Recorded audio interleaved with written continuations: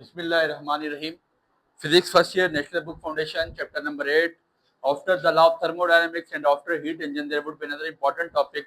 The topic is reversible and irreversible process. ठीक है, reversible irreversible process से पहले सबसे पहले हमें एक डेफिनेशन समझनी होगी, एक कंसेप्ट समझना होगा जिसका नाम हमारे पास थर्मोडायनामिक प्रोसेस है। थर्मोडायनामिक प्रोसेस, तो इसके बारे में लिखिएगा a process in which exchange of energy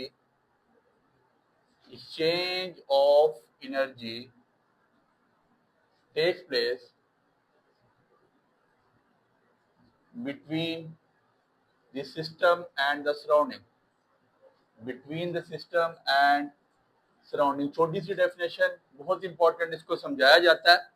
आप लोग पढ़ के आ चुके हैं लॉ ऑफ थर्मोडायनामिक्स, और थर्मोडायनामिक्स के लॉ में हमने बहुत तफसीलन पढ़ा कि हीट इवॉल्व करने से होता क्या है, work done on the system क्या होता है, बाय द सिस्टम क्या होता है।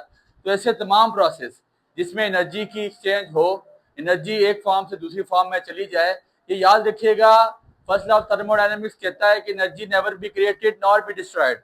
ना तो एनर्जी बनाई जा सकती है, ना ही तोड़ी जा सकती है, बट क्या कहते हैं, energy exchange of energy take place, energy की एक्सचेंजिंग होती है between the system and surrounding. ऐसे तमाम प्रोसेस को हम थर्मोडायनामिक्स प्रोसेस का नाम देते हैं। आपने बर्फ निकाली, पानी बर्फ बना, बर्फ निकाल के बाहर छोड़ी, एक्सचेंज ऑफ एनर्जी हुई, वो वापस वाटर में कन्वर्ट होगी।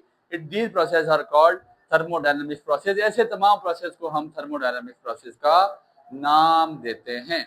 Now the next concept is reversible process. Reversible process लिखिएगा a process which can be retraced exactly in the reverse order,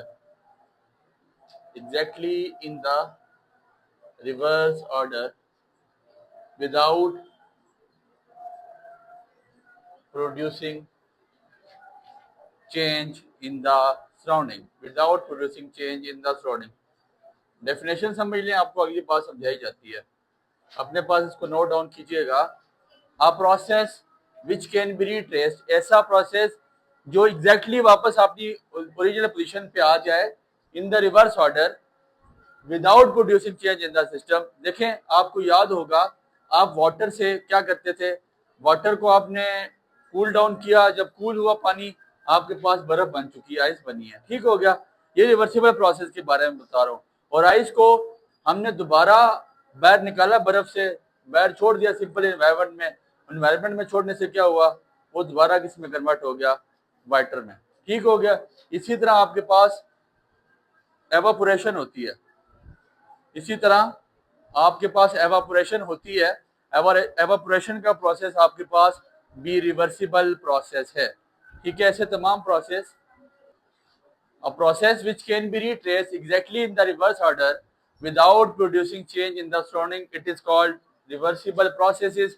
ऐसे तमाम प्रोसेस जो आपकी इस कायनात में एनर्जी की एक्सचेंज की वजह से रिवर्स हो जाएं, जिस कंडीशन से शुरू हुए थे वापस उसी कंडीशन में चले जाएं, उनको हम रिवर्सिबल प्रोसेस का नाम देते हैं। लाइक आप वाटर से आइस बना सकते हो और आइस से दोबारा वाटर में, फिर इसी को एवापोरेशन में कन्वर्ट किया जा सकता है। कंडेंसेशन होती है, एवापोरेशन होती है, ये सारे आपके पास रिवर्सिबल प्रोसेस हैं।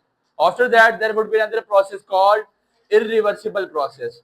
इररिवर्सिबल प्रोसेस नाम से ही पता चल रहा है, a process which can not be, मैं चेंजिंग यहीं कर लूंगा, व्हिच कांट बी रिट्रेस्ड, जो वापस अपनी ओरिजिनल पोजीशन पे नहीं आ सकता, exactly in the reverse order without producing change in the surrounding.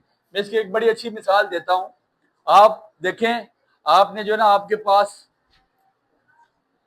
अंडा मौजूद है, एग, ठीक है जी, आपने उसको वाटर में डाला और बॉयल करना स्टार्ट कर दिया।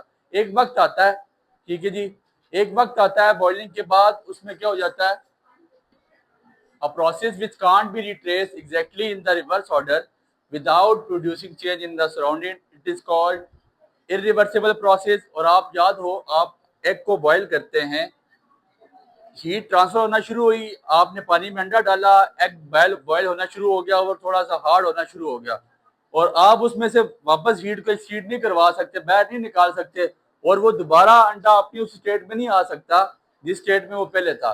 तो this is called irreversible process. ठीक है जी, बॉइलिंग ऑफ एग लिख लें। ठीक है, बॉइलिंग ऑफ एग आपके पास इरिवर्सिबल प्रोसेस है। फिर आपके पास फ्रिक्शन है, आपको जमीन से रगड़ लगे, ठीक है, एनर्जी तो ट्रांसफर हो चुकी है, वो दोबारा वापस नहीं आ सकती, उसको हम इरिवर्सिबल प्रोसेस का नाम दे देते हैं। फिर उसके अलावा डिफ्यूजन है, कोई चीज डिफ्यूज होके किसी मतलब the movement of molecule from higher to lower concentration, किसी अलग कंसेंट्रेशन में चली गई ये डिफ्यूज होके, वो वापस नहीं आ सकती, उसको हम इरिवर्सिबल प्रोसेस का नाम देते हैं। और आखिरी एक और डेफिनेशन आपकी किताब लिख रही है साइक्लिक प्रोसेस, तो लिखिएगा a series of process, a series of process which come back at original position। एक वो प्रोसेस साइक्लिक प्रोसेस वो होता है जो एक आपको हीट इंजन पढ़ाते हुए बताया गया था। बेसिकली वो साइक्लिक प्रोसेस होगा, जहां से स्टार्ट होगा अगले राउंड में वो दोबारा आके वहां पे रुक जाएगा। It is called cyclic process. और साइक्लिक प्रोसेस के बारे में कि ये वो प्रोसेस है जिसमें इंटरनल एनर्जी आपके पास टोटली जीरो हो जाती है, ये हम कल भी पढ़ के आ चुके थे। तो series of process which come back at original position, जो अपनी ओरिजिनल पोजीशन पे आ जाए उसको हम साइक्लिक प्रोसेस का नाम देते हैं। छोटा सा टॉपिक था, उम्मीद है बात आपको समझ आई होगी। दुआ में याद रखें। बहुत शुक्रिया।